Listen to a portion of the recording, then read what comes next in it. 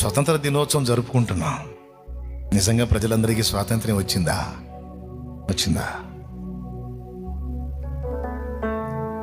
అనాథలు అనాథలుగానే ఉన్నారు, నిరుద్యోగులు నిరుద్యోగులుగానే ఉన్నారు. ఈరోజు దేశము కొన్ని రాష్ట్రాలు అచ్చంగా తాగుడు మద్యం మీదనే రొటేట్ చేసుకోవాల్సిన పరిస్థితి వచ్చింది. అంటే ఏంటో తెలుసా? మన రక్తాన్ని మనమే తాగినట్టు. తాగుడు మందు మీద వచ్చే డబ్బుతో కొంతవరకు జరుగుతుంది గవర్నమెంట్.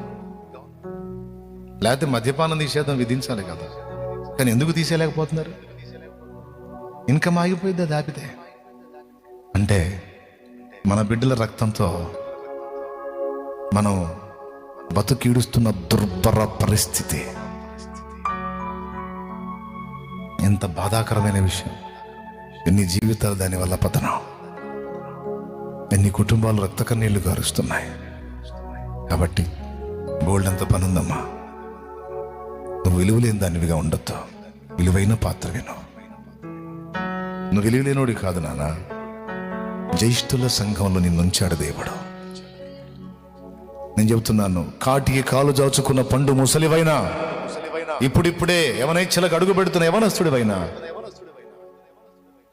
నిన్ను అనవసరంగా దేవుడు పుట్టించలేదు. నీ పట్ల దేవునికి ఒక ప్రణాళిక, చిత్తము ఉంది. నీ ద్వారా బంధకాల్లోంచి విడుదల పొందాల్సిన ఆత్మలు కొన్ని ఉన్నాయి.